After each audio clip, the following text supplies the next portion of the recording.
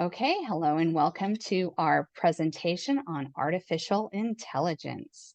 This is Tammy DeLu, my guest, and I am Sherilyn Orr, and we are teaming up on this Rebel Agents uh, broadcast. I call it a rebel agent dispatch. That way it's Dispatch. rad. Yeah. That way it's rad. Oh, I like rad. You like rad. That's So, very Gen X. Way to go. oh, wait a minute. Am I We're on. We I'm see your square. screen. You see my screen. Well, hey everybody, this is Tammy DeLu. You know me from Safe Money Trends, and I want to thank Sherilyn for having me on today to talk to you about. Now after hearing from somebody that I heard from, right? I'm approaching this more gingerly, I guess, but a lot of you have reached out to me and asked me about artificial intelligence and its place, if any, in financial services, and also whether or not certain particular ones are worth looking into. So, with that in mind, I want to do a review similar to the Thong review.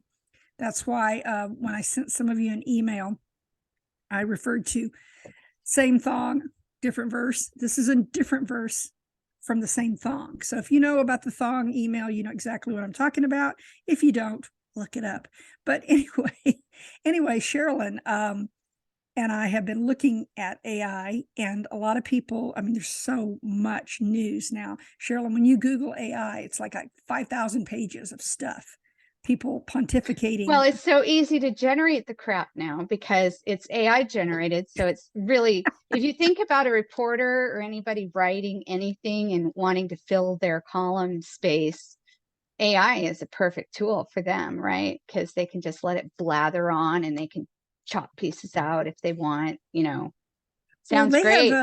they have actually gotten in trouble for some of that. So with some of Yeah. these different media outlets, journalists have gotten in trouble for trying to pass that off as their writing.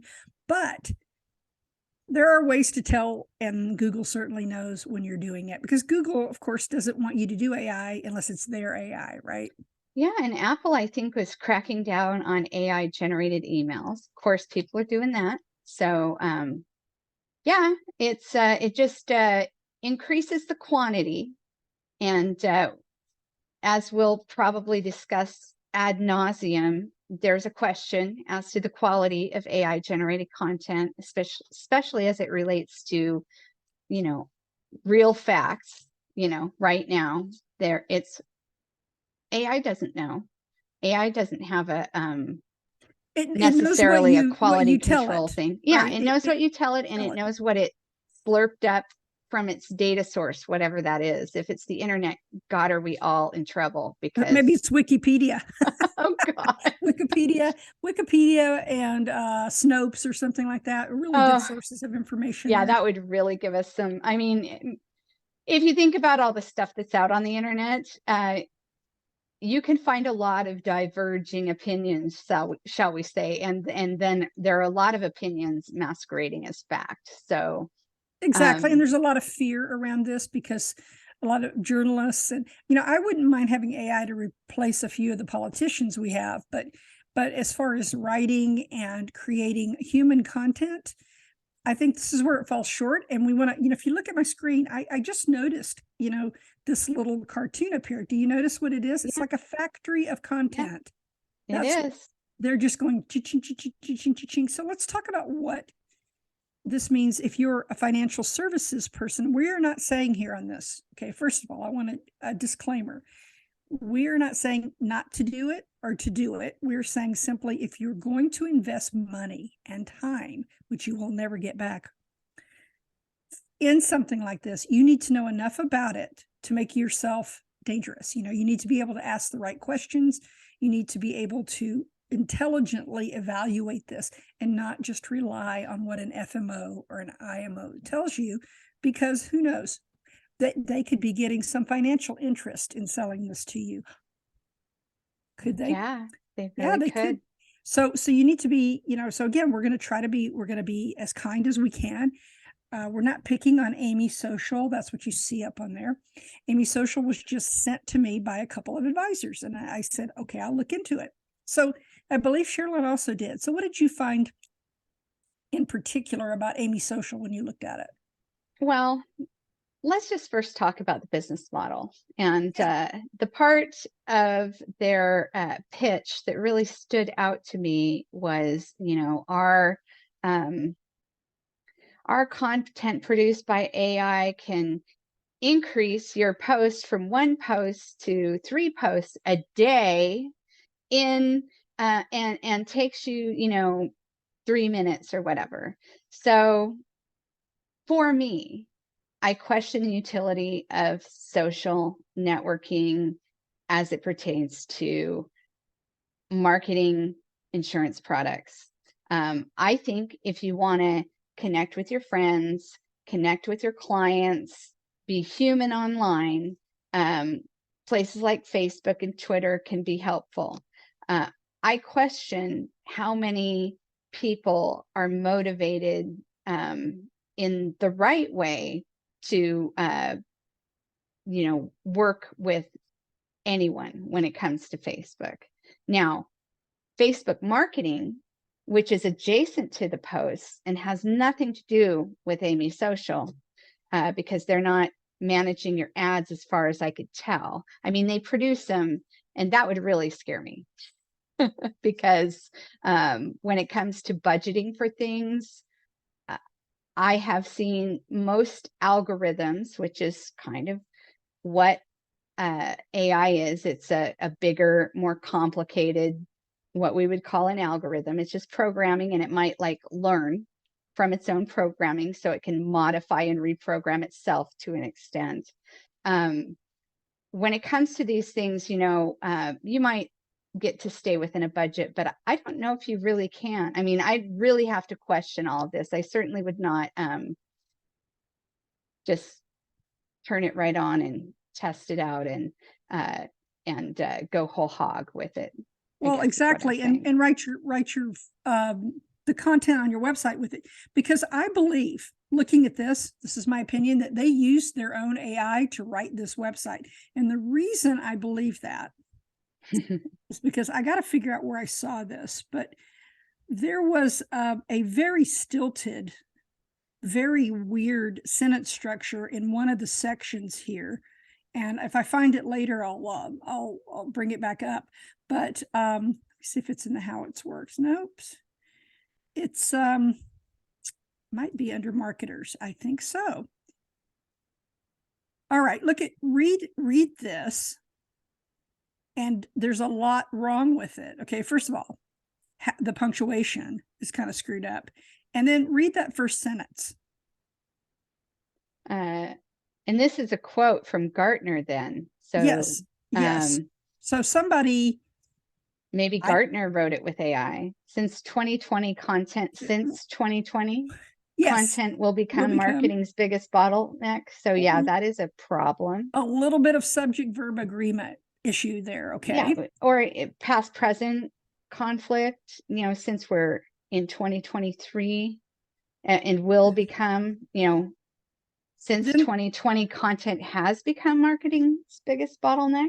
Yes. You could state that authoritatively if you actually had a survey, but we don't even know that right now. I'm just thinking in terms of the basics, that you want good grammar and good subject verb agreement on your website, but that would give me pause. Okay. That would make me think that maybe they used some third party somewhere. Now, the second thing is, this is one sentence. This entire paragraph is one freaking sentence.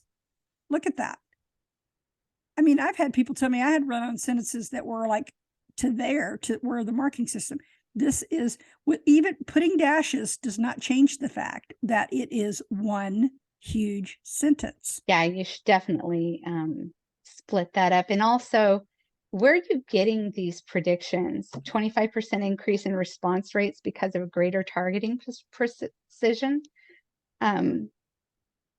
It's crazy. And then you make a picture and you draw a chart, you throw out some numbers, and everybody believes it, which is, that's what the lies, damn lies. If you work with Cheryl and I, you're 50% more likely to become super wealthy. And cynical. The last paragraph 2, again, these things like nitpicking. But you and I know, and we won't name the name of the advisor, but we know there's at least one advisor considering this that is a stickler for everything grammatical and everything. He was the kid in English class that corrected the teacher, right? So look at this. There's just this lonely quotation mark at the end. Well, and it should be at the end of either that run-on sentence paragraph or the paragraph above, which is where Yeah. it started with the since 2020. It's And does just, everybody know who Gartner is? I mean, and I will bet that they put quotation marks around something they summarized, which is a big no-no too. Because so you're apparently quoting something and putting words in that, because it does not sound, I don't know if Gartner wrote that, or if, and I see not where I see no reference. I see no place where I can look it up. nope. And this right here too, more time, less expenses. How about fewer expenses? Yeah. I mean, less is for singular, less time, fewer expenses. Do I have to teach you guys this basic stuff? And so this is like, as a marketer, okay, I clicked on this section because I'm going, okay, what can they do for me? Well, they can make me very nervous is what they can do, because Yeah. if their content is as bad as what's here on this one page, then I'm worried about the kind of stuff I'm sending out. This is what we're going to say today, is that if you are a financial advisor or an agent, you got to be careful, because not only do you have compliance things that you have to be concerned about, and Sherilyn will address that in a second, but you also look right here. They tell you exactly what they're going to do. I didn't even notice this before, Sherilyn, but what you were saying about repeating content, look at this. Mm-hmm. Okay. A press release was sent out to a bunch of agents a few days ago that said, we're not using AI to create content. Baloney. Look at this. Read what it says. Amy Social writes 2 versions of every post, 2 versions. One that's over 280 characters that you can use on Facebook and LinkedIn and Instagram. Right? Mm-hmm. Look, why is it a she? Because Amy is a she. They wait call a minute, her a she every time. She could be non-binary. Okay, that's not fair. Okay, we haven't asked Amy. We haven't asked Amy her pronouns. What Maybe are her she pronouns? identifies as a she. Maybe she already told them. And was she programmed to do that? I think they. We digress. But we digress. Yes, but look at this. She writes another one under 280 characters, perfect for Twitter. Okay, so right away they're telling you you're going to get the same post twice, right? Yeah. And somebody that multiple is platforms. Yeah, if somebody is on your Twitter and your Facebook feed, they're going to see you repeat yourself. Yeah, maybe 3 times that day. Yeah, and the people you have on Facebook, dude, they're not the same as the LinkedIn people. LinkedIn people want to see business related posts. They don't want to see cats flushing toilets. They don't want to see live for today and be in the moment. Okay, they're looking for Facebook about to lay off 500 people. That's what they're looking for on LinkedIn. So Yeah. Are they going to be doing news? I don't know what they're doing there, but that's interesting. So that tells you that if your IMO FMO says, well, we're not really creating content with it, we're just organizing the content you already have. What's wrong with that picture, Sherilyn? If they're just saying, hey, we're just organizing the content, making it more efficient. Well, it's not saying how it organizes content. It's saying you can control your hashtags, call to actions, all of the posting options. Now, I can understand if I were to, fill out my contact information and all of the places that I would want to send people in terms of a campaign, and then say, go to this this article that I wrote and write me a tweet and a Facebook post summarizing this article and linking to it. I don't think that's what's happening here. I really don't, because that would take too long. It'd be too specific to each client. And, I think a client could do that for themselves. It would take them time. It would not take them 3 seconds. It would never take you 3 seconds to do a good AI generated post. You'd also have to monitor it and make sure that your AI robot was, doing the job that you wanted it to, which these set it and forget it mentalities, you got to have some quality control here. We're talking about a robot. Well, Yeah. yeah, and they what was it? There's been several videos made where it shows how inaccurate the data that can be spewed out by these things is. So, Yeah. so if you're, I think what they want to do is put these little pithy sayings. Yeah. Benjamin Franklin says, Yeah, a retired lady swinging on a swing set. Beautiful. Really? I mean, is that fine? Yeah. But who's in your audience? Again, I harp on social media anyway, so I'll just go there. What are you expecting to gain from this social media campaign? What's it worth to you? What do you think you're going to redeem from it anyway? What's the possibility?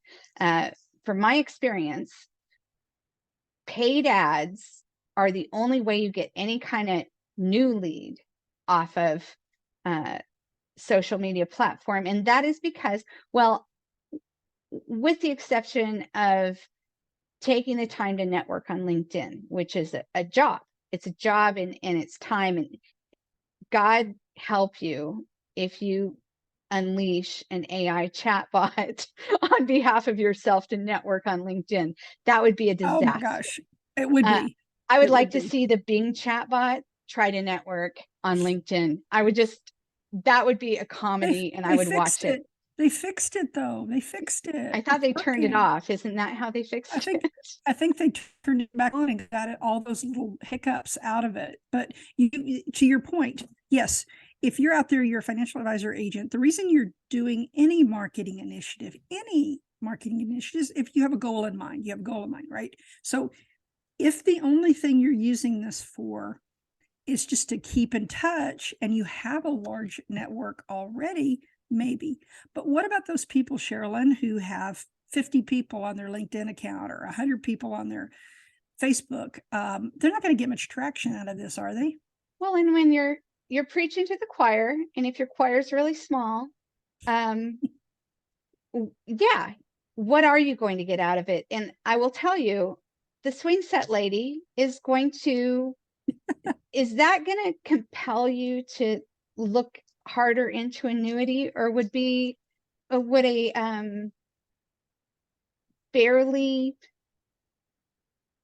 basic summary of one of the features of an annuity, like the guaranteed lifetime income rider, be more appropriate in terms of, just interest generation from your audience? If you're already talking to your audience, I mean, this is what we've seen with our Retirvo system. And I think this is what about your Safe Money Trends articles.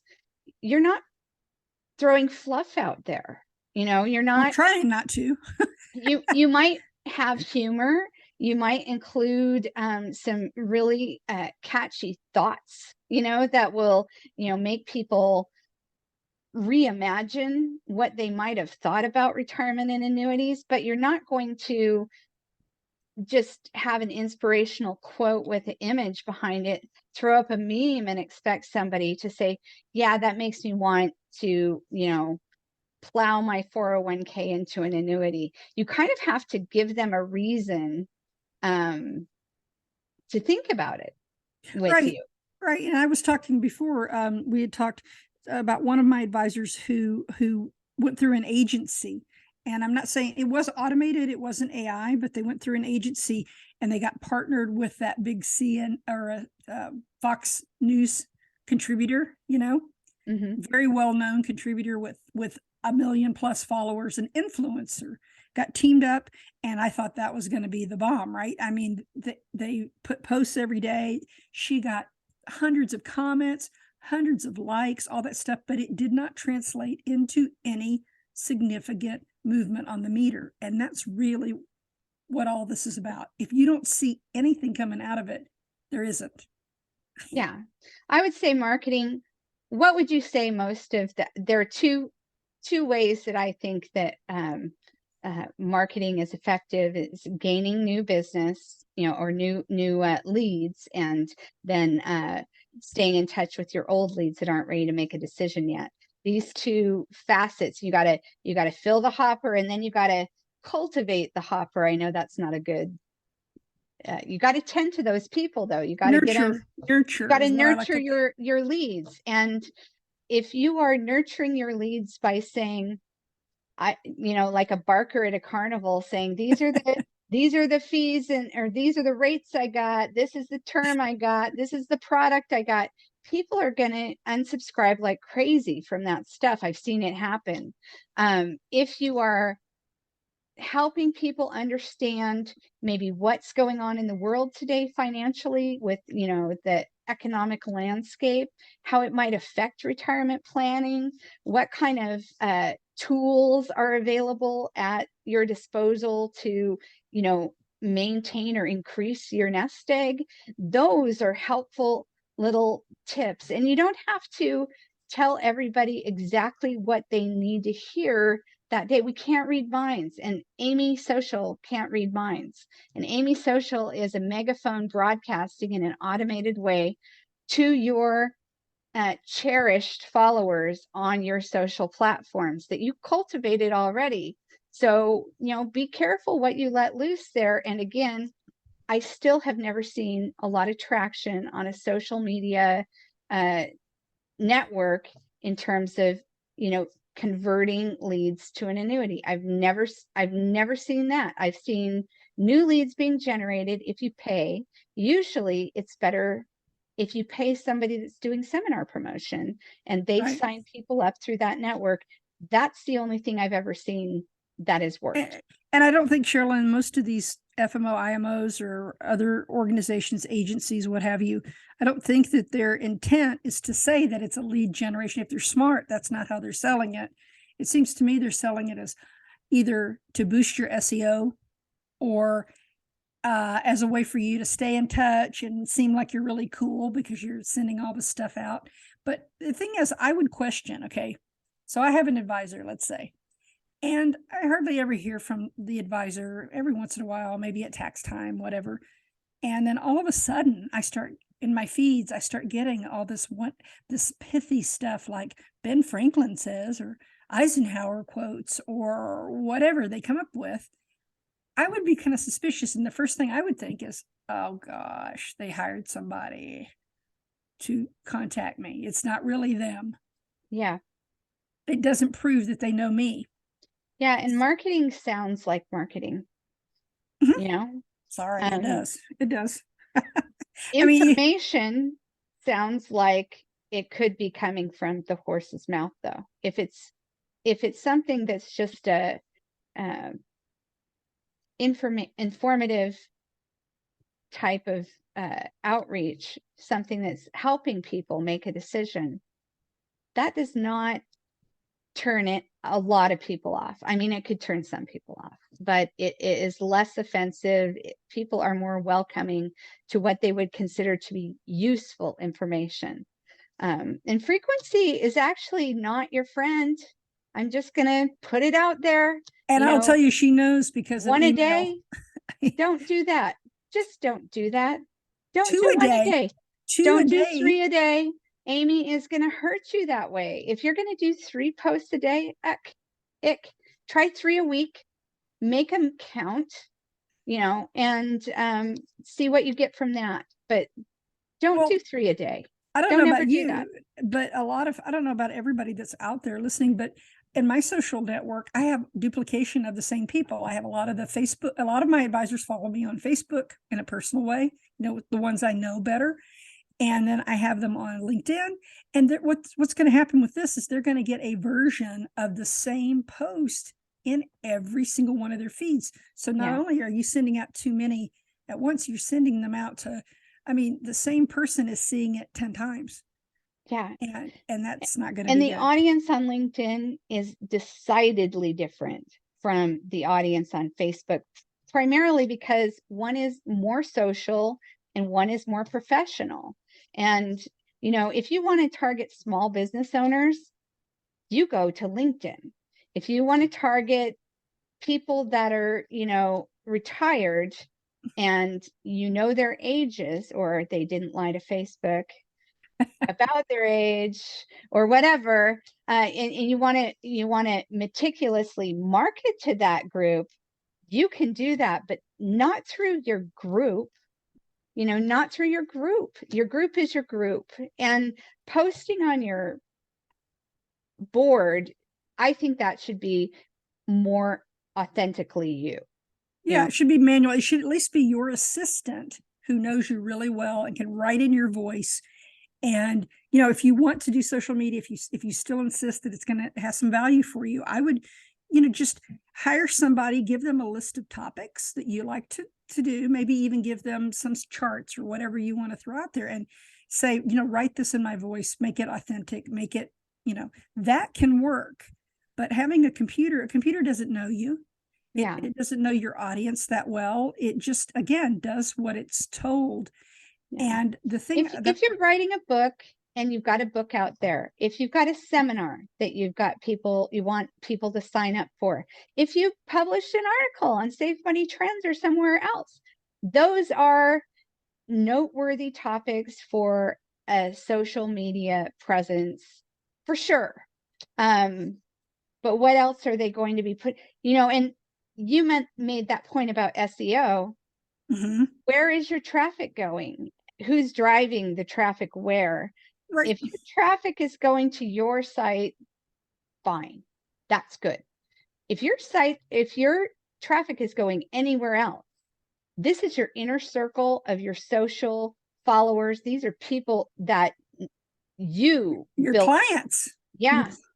You better make sure those clients aren't going somewhere where they can fill out a form and get sold as a lead to somebody else. Exactly. And that has happened. That has happened. We've seen it.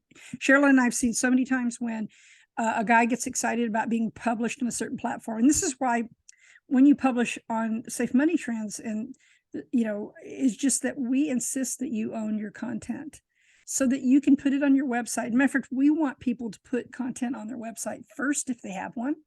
And if they don't, or they just say, I don't really want to do that, that's fine. But we want them to put content on their site, and then we can send traffic back to them, to their site. And you want to do that with all of your content.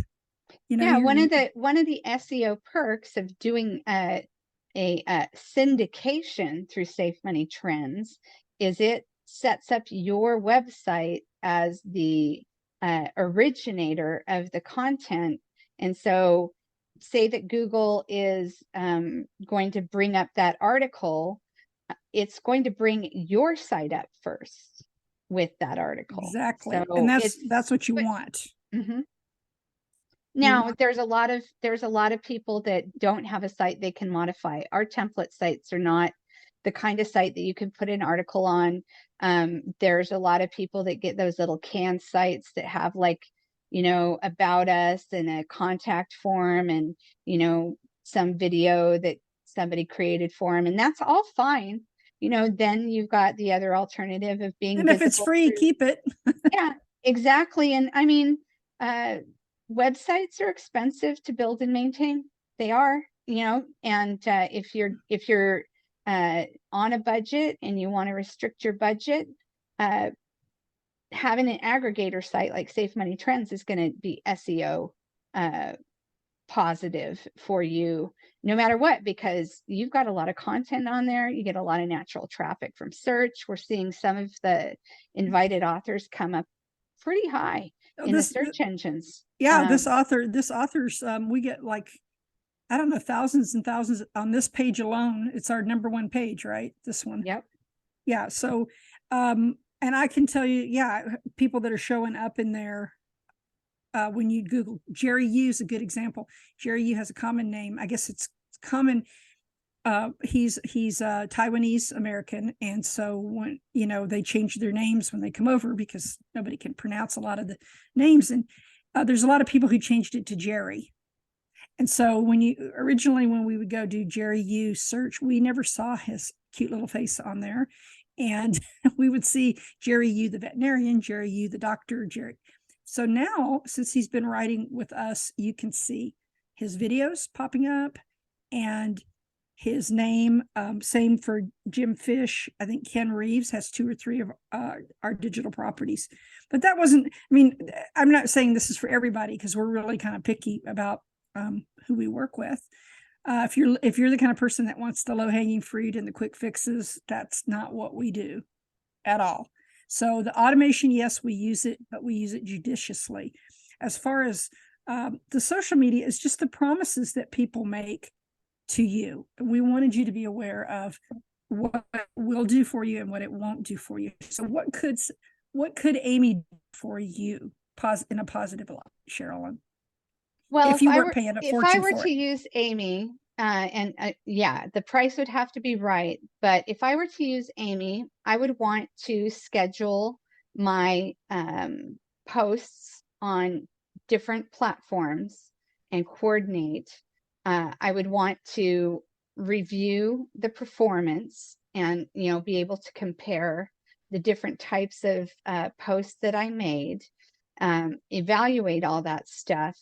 And I would definitely make use of the Amy generated graphic design. I would totally do Yes, that in a yes. heartbeat because the visual tools are really complicated these days. And if I have to say something very positive about Amy, which I feel compelled to do because she seems like a nice lady, graphics look They, amazing. them, they, them, Yeah. non-binary. I'm going to do what she says and I'm going to go for she. Okay. But Okay. those are nice graphics, aren't they? Yeah, they were nice graphics. And again, our thing isn't to put this down, but what we're saying is how it's being sold to you. Now, those of you who are in the annuity space understand this, that you're always frustrated because other agents have sold annuities improperly, right? And it makes it harder to do your job. So all we're saying as marketers is not that we don't like this, it's that how it's being sold could be bad for you because you could be misled into thinking this is going to be tons and tons and tons and tons and tons of leads, Yeah. or that kind of thing. So again, I I've was always, trying to look at the plan pricing while you were talking, yeah, and they're not telling you, are they? yeah, it's If you have to ask, you can't yeah, afford it. I like the way you state that because this is exactly the other thing that turned me off. Okay. I got to be honest with you. If you're not Custom willing to put quote. your price up, It's yeah, but custom. the the basic ones, Mhm. technology, one Yeah. base technology license, I should be able to know what that costs. Yes. The Yes. basic. Now, agency tools, yeah, I should contact sales for that. Maybe even creator tools. Maybe I should contact sales for that. But the This one should baseline, be. what is my user login? What is the value of this product? How do I even know what my FMO, I don't, they're going to get a better deal than I am because they're going to buy in bulk or be a Mhm. wholesaler. But as far as this base license is concerned, I need to be able to value this, and I can't now. I can't Exactly. even And even tell if you're what it's getting worth. it for free, of course it's never free, right? It's got a big long string tied to your production or whatever. But even if you're getting it free, you want to know what it's worth Yeah, because it may not be worth what they're asking you to do in terms of production to get it for free. That's one thing. And again, I don't think it's going to be free except for a few chosen ones. And you guys know how that works. It's like the yeah. creme If de you la. buy into a bigger marketing plan that they want to promote further, and you're blowing thousands of dollars a month, and this is just a couple hundred, then they might throw this in for you. But yeah, it's very likely a bundled solution. And, they're going to add all the costs of all of the, technology together. This might just be a piece of it. And, you're going to pay a monthly fee. I would like to know what that base rate is. I would like an itemized cafeteria plan where I could pick and choose which of these Exactly. subsidized programs I wanted to say yes to or no to. If you're going to have to throw down like a gigantic, it's kind of like cable, you know, basic cable and regular cable fell apart under the weight of sports contracts, sports licensing contracts, because basic and premium cable, when you paid premium cable, what you're really paying for is the sports contracts. And if you didn't use those, you wanted a cafeteria plan where you could get like whatever movie, you know, channel you really liked on top of the basic cable. But it ends up being, when you look at the cost analysis, that even basic cable was covering a lot of the costs of these massive sports contracts. It was just so much Absolutely. money. Absolutely. You know, so this is sort of like subsidizing another agent, isn't it? This is sort of like those people that, Or another program, you know, so say you want one program, but you don't use this program, and you know, or it doesn't provide as much value to you. If everything's bundled and you can't pick, you know, you're going to be paying, you know, twice as much for the thing that you really use compared to it's the thong approach, right? The bundled thongs. bundles. Yeah, bundles of thongs are even less attractive than just a single thong, in my Just opinion. a single thong. Yeah. Oh my gosh, we could go places with that. But, you know, so the reason we did this was so that at least you need to ask questions. So if you were being presented with this, should we since it's already show you one of the FMOs press release Sure, on this? just one. Just one. Okay, so I picked this one. So they're talking about adding this. Now, if you got this in the mail yourself, Sherilyn, what questions do you think are useful to ask before you commit to this? Well, I would really want to be able to compare whatever this agency tool is with what I could get just straight from Amy itself.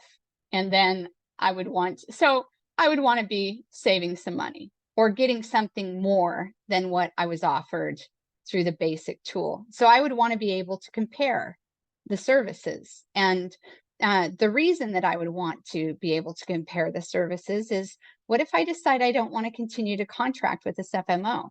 What are they going to do to my service? Are they going to yank it? Are they going to, you know, kick me off their special platform? If that's the case, I'm going to lose everything I ever generated, and I'm going to have to start over. And Exactly. I have seen that happen to people.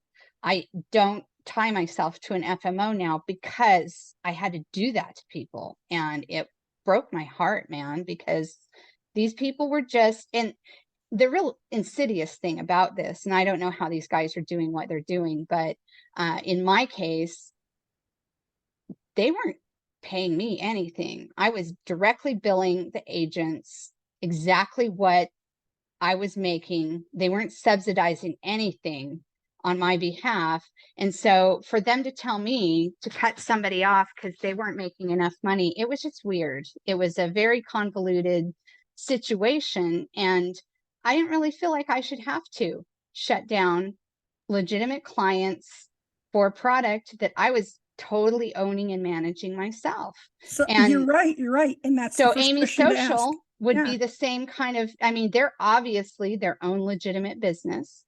If they provide this FMO or any other with their own agency tool, well, at that point, that agency owns that, you know, that service, and they can kick whoever off that they want. And so that's why you have to think about it. So if it's, you know, 50% of the cost of what you would get if you were doing it yourself, maybe there's a benefit to that.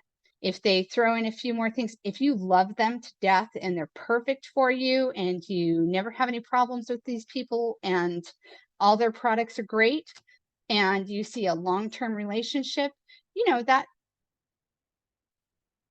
sounds okay, you know. But if you have multiple FMOs that you work with and they're trying to compete and use their carrots and their sticks, they might use this as a stick just as much as a carrot and say, well, if you're not putting enough production through, we're going to yank this. Or if you haven't written any business with us for the last 6 months, we're going to take away your marketing. And these kinds of systems don't always work right away. They work better in the long term. You have to build up. And so that's a really big deal if you like the tool and you are going to set yourself up for it to be yanked away from you. So I definitely want to compare pricing. I want to know all of those things about, Do I own my content? That's the question. yeah, Will I own my content no matter what? Can I yeah, reuse these posts again if I leave this? yeah. And I would say, first of all, it would be very hard to port that account from Amy to your own individual account. I bet they could, but They won't. yeah, what is the policy there? Because if they want to make it hard and their so-called resellers or agencies want to put a little fence around what they're doing and be the proprietary people there, they might say, sure, this is what my big client is doing, and I'll cater to my big client. If you want to work with us in the future, you just have to set up a new system and, start from scratch. And that's very often what happens. I really don't know of a platform, when I worked in real estate, brokers didn't transfer tools to other brokers. No, they do not, so that's why a lot of realtors had their own websites, did their own outreach, and spent a lot of money on their own marketing. And they were the realtors that could go to any FMO, any broker they wanted and get, preferential rates. So Absolutely. See, that's who I tell people to model themselves after real estate people, because they know how to get it done. They know what marketing tools they to were the use. first industry that gave the internet a giant hug. They were, the first domain names, the first real websites. They really went Was all in. realestate.com the first website? I don't know. Or I probably don't know. porno.com would be more like it. That's what that would be what I would think, because Yeah, that was real the estate first is probably a drop in the bucket compared to that other industry. The another adult industry. industry has a lot going on as far as the So internet let's look goes. at this just a little bit longer, just to see how we can parse this a little bit, because first they say they're not using it to create content, and then they're saying we can use AI as a content delivery system to maximize the power of our agents' content. So what they're saying, this is what maybe you've got a different take on it, Sherilyn. What I'm interpreting to mean is that you can publish content on our platform, okay, on our website, and then we'll use the AI to make sure everybody reads it. But isn't that just driving traffic back to that? I would never connect my social network to a tool that had all of my social network traffic funneling right here to this. I think any part of the site has that same Yeah, free immediate download for these books, and they ask for your name and your email address. What do you think they're doing with that? and it's You some know, other agent's picture half the time.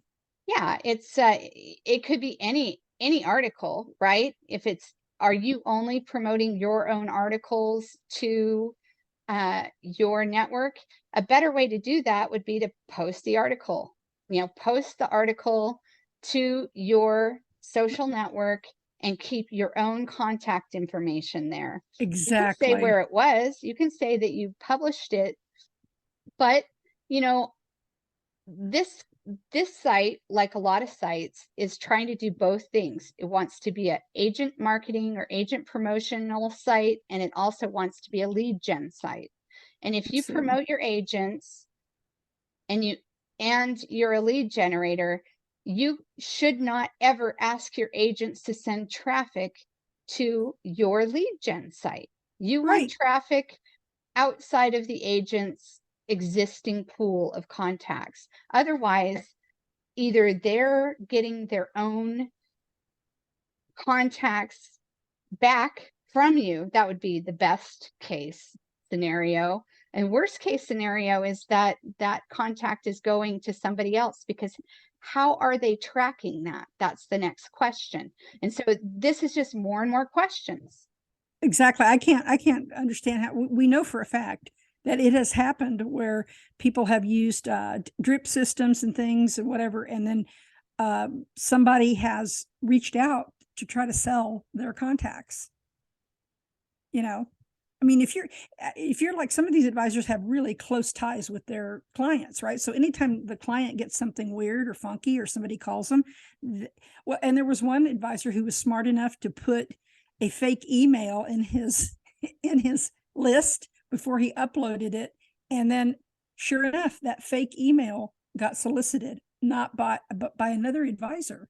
So you do have to be careful anytime you allow these people to see who you know. How's this going to play out, Sherilyn? Because if you look at LinkedIn, you'll see uh, it's very, gives you suggestions of who to reach out to, right? So if they know who your social contacts are, I mean, this could be violating your client's privacy. I also worry about compliance issues with these things. How are you going to possibly keep tabs on what the AI is telling people? Yeah, I don't think anybody who is securities licensed should touch any of this stuff. And I mean, I would suspect now, if I'm driving my own artificial intelligence generated marketing, I get to decide what my prompts are. And I would prompt my AI to create graphics and things that were very plain vanilla and compelling, but not talking about the intricacies of tax law or what have you. I also would not be demonizing competing products. I would be working on very, compliant types of topic matters. But I know enough about compliance to know that I don't really think I want to do social marketing if I have to run it all by a compliance department. That would be expensive. It would be time consuming and cost prohibitive, you know.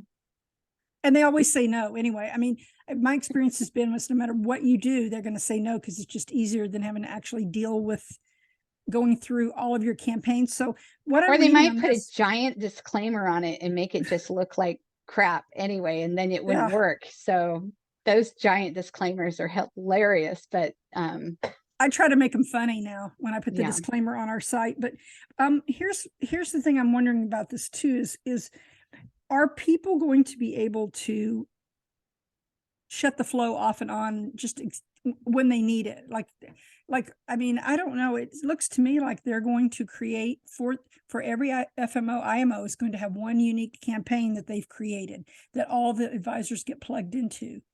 So that's kind of troubling right there. I mean, it can't be possibly, they cannot possibly customize this to every agent, can they? There's a lot of people that don't want to think about their marketing, and I hear it. I mean, I get it, but it's you that you're marketing here. So that's another thing. I get lots of emails, from agents. I am still in a lot of lists of different email outreach for some of the clients that I used to have. And it is really obvious when it's coming directly from the agent versus coming from their FMO. All the links go back to the FMO. Their company name is all over it. It's a product pushing tool in a lot of ways. Sometimes. So are they dictating the terms of this tool to you? And then if you want to do something special from time to time, you can, call somebody and they might accommodate you, or they might just tell you, no, we don't do that. No So, customization at all. and we don't know because this is new. So, Yeah, but those I'd are like all to thoughts. see it. I'd like Yeah. to see it. I'd also ask, if you're going to consider this, ask for a demo. There's no reason why this company wouldn't be willing to give you a demo if they're legit, right? I mean, if they're really wanting your business, they should give you a demo and show you everything that this can and cannot do. And, I know it's been a little long. We wanted to go in more in depth in this because you're going to be seeing a lot of AI stuff in the future. You're going I to would see, like to see 2 or 3 agent social media networks. And I would actually just like to, if I were evaluating this tool, I would watch 2 or 3 different agents who were using it in different, Facebook, LinkedIn. I would hate to see what gets tweeted or Instagrammed on this, so I'd probably just focus on those 2. yeah, But, not the right venue for most financial stuff, really. yeah. Well, and if you are tweeting, you gotta be making somebody mad. Usually that's the case with Twitter. So I just kind of don't even spend much time on it, although I know a lot of people rely Yeah. on it for news.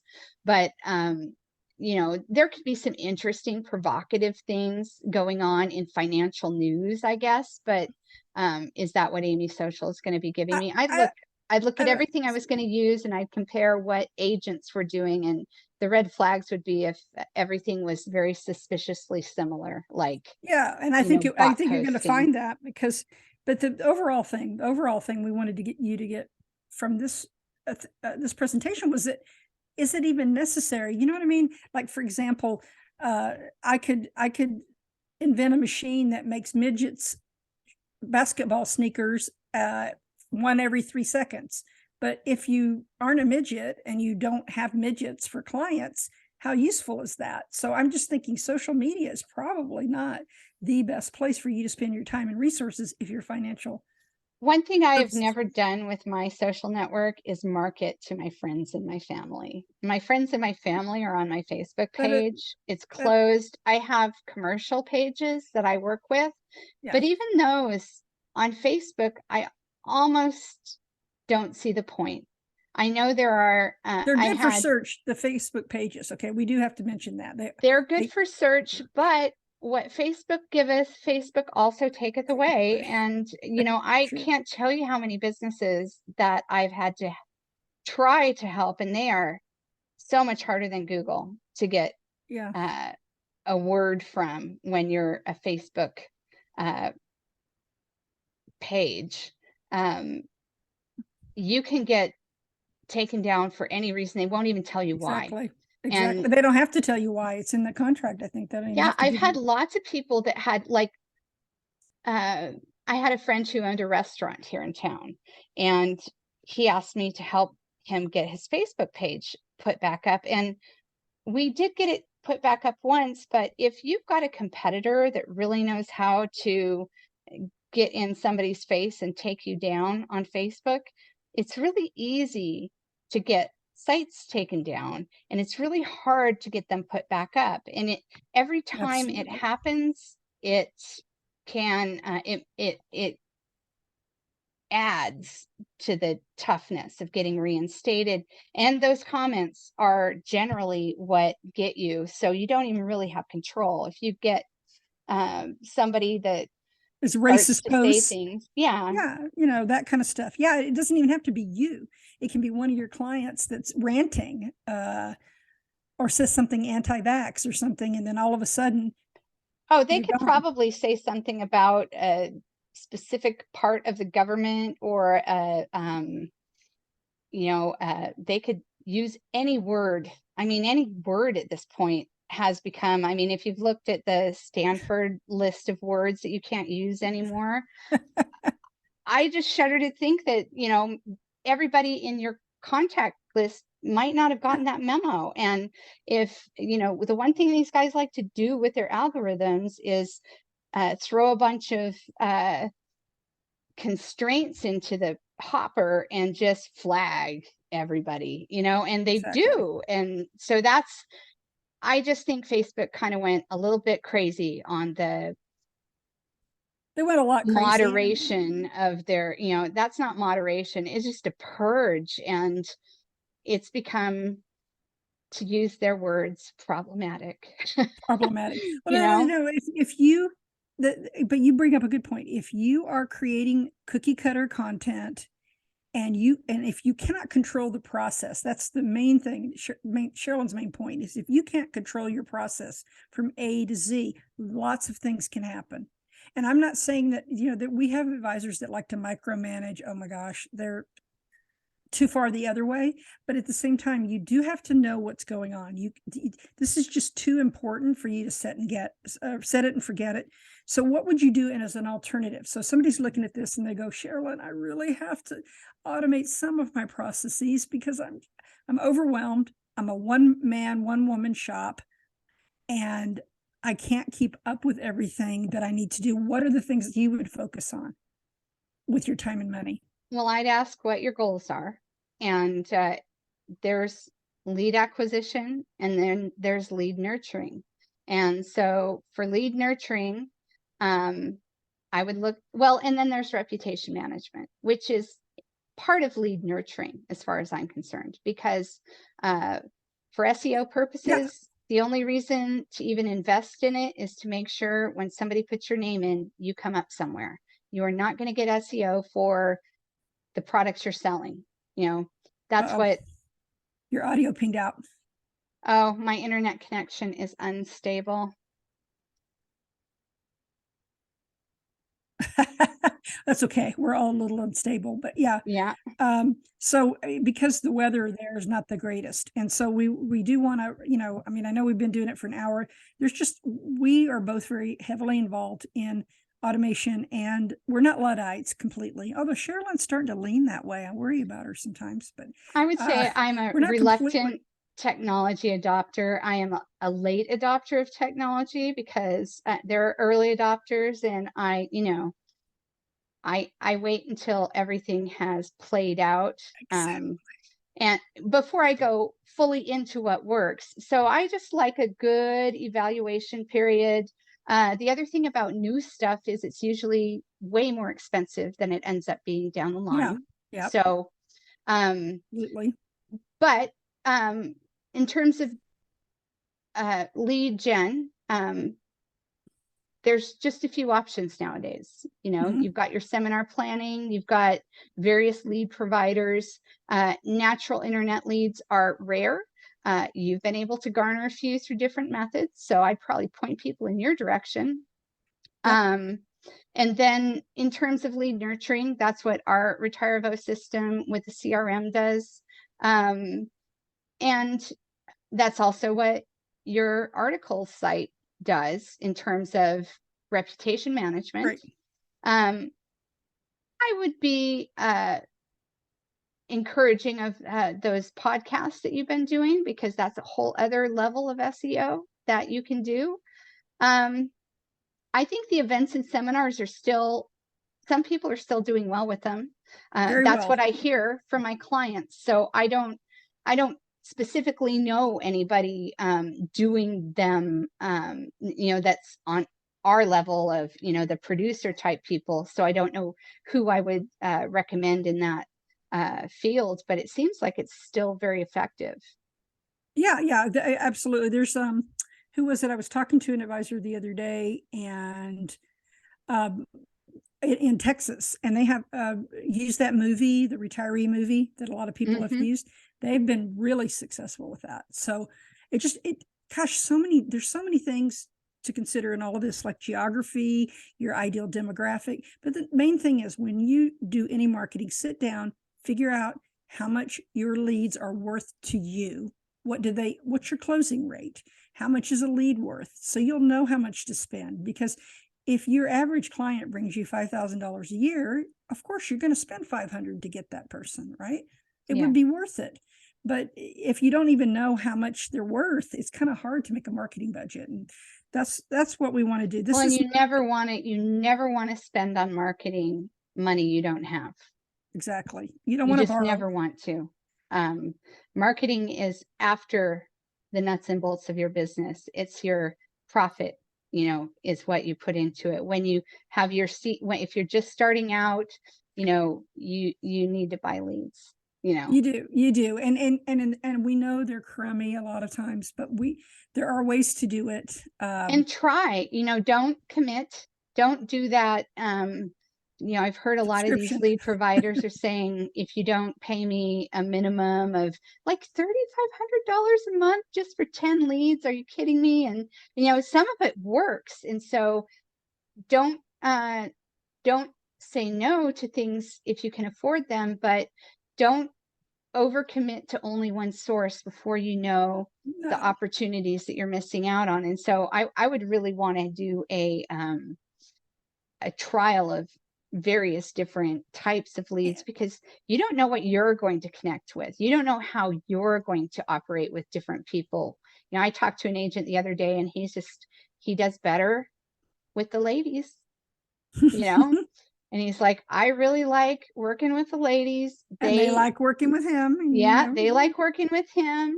And he says, the guys, they're a lot more skeptical. They push me a lot. I can work better with ladies, and I like working with them. And he knows. So, that's the way to do it.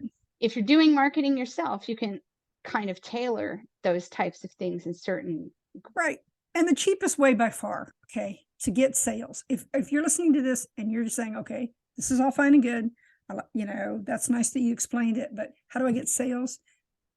I said that I could distill it into one simple formula, and that is, don't be a jerk.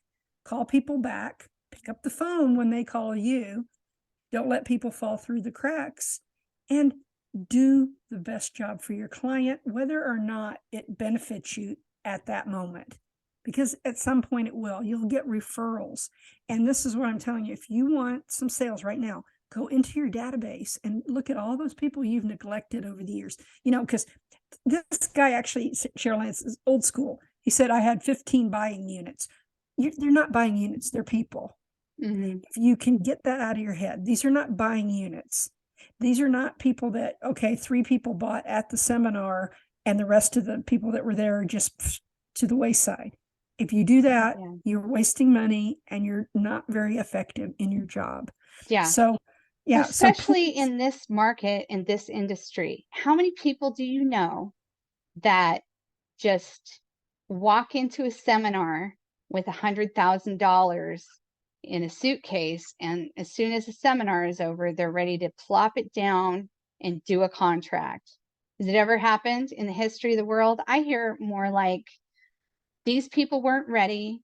I kept them in my drip. Of course, that's what I do. So I'm going to know from people that, they've been emailing these people for the course of a year or two, and then they make that sale. It converted from a lead they already bought. So you're throwing good money after good money, in my opinion, in that case, Right. And real rebel agents, as we close, real rebel agents don't rely on quick fixes. They don't, they don't look just for the low hanging fruit. They look for the best fit clients that they'll enjoy working with, not just to sell products, but to have a lifelong relationship with them. Because if you're in this business and you don't think it's a people business and you think you can do everything automated and virtually, I think you should find another business, because going forward, you're going to see pushback and people are going to want to know you. And if you don't believe it, go to, I think honestly, the best training videos, Sherilyn, that we've ever made are the ones like this one with Paul, where real clients are telling you, if you're an advisor, you're smart, you want to watch this video and listen to what a real senior tells you they want from you, and do it. And guess what? You're going to make more money than everybody out there who's bragging about their AI. And, you will make more money. And your clients won't leave you for a robo-advisor, because that's coming next. And don't be a robo-advisor is another statement here, because that's kind of your message. That is actually what people, I guess a robo-advisor would get back to people, but they wouldn't want it and they wouldn't really answer the question. It would be frustrating. So don't be a robo-advisor, be a real advisor. That's what rebel agents are. Exactly. And see, you'll have clients just like Jackie, though, coming on and talking you up, and you won't even have to ask them. You won't have to beg them to do it. This lady, she would have done an hour just telling me how great that Sean Sparkman is. I mean, she would have done a whole entire hour just singing his praises. She had to stop herself a couple times. She goes, "Oh, well, I'm talking too much about Sean." But see, isn't that what you want as an advisor? You don't want to have to. You want people saying, "Hey, can I go on the podcast and talk about my, how we've worked together?" So there are 3 or 4 of these on the Safe Money Trends YouTube channel. If you're an advisor or agent that wants to get better, listen to what these retirees want and do it. And there you go, right? There you go. That's why the good companies always, Sherilyn, they do surveys and they do things like that, because ultimately when they give people what they want, they make more sales. Yeah. What a concept. So Sherilyn, tell people how they can reach out to you if they're interested in doing a drip. You can send me an email, Sherilyn@infofuel.com. We'll put it in the show. Yeah, we'll just put it in the show notes. But we want people to know, if you want a customized drip, we can do that too. Everything we do is very boutique-y. Everything is customized. We aren't out to... And we team up on the article writing and the drip. Yeah. If you write a monthly article and publish it, we'll send that out in the drip too. Exactly. So this video wasn't just to promote us. It was just saying, look, we really do care about our agents and our advisors. The ones that care about their clients, we care about them. So if you need something, even if you don't want to work with us, it's fine. Send us an email, reach out to us, call during business hours, and we'll be glad to help you, point you in the right direction. If we can't do it, we know somebody that can. But whatever you do, ask questions, be cynical, be suspicious, and understand that nobody gives you anything for free. Not really. So I don't know about you, Sherilyn, but I think that, what else? Do you have anything else to add? No. Well, I want to thank everybody, because this was a longer than usual dispatch. I consider this a training. And if you want more stuff like that, well, we're going to have a whole group. I hate to call it a group because it sounds like we're doing it on Facebook, but we're going to have a whole tribe of people that are rebel agents. And a community. It's so funny to have rebel agents being the people that are just doing the right things. Yeah. But nowadays, in this world that we live in, doing the right things is an act of rebellion. So it is. Anyway, we will see you soon. Thank you so much, Sherilyn. And I look forward to getting the unadulterated copy of this video, and we'll send it out to everybody. Excellent. Take care. Thanks for tuning in to Rebel Agent Dispatch. We'll see you soon. Bye-bye.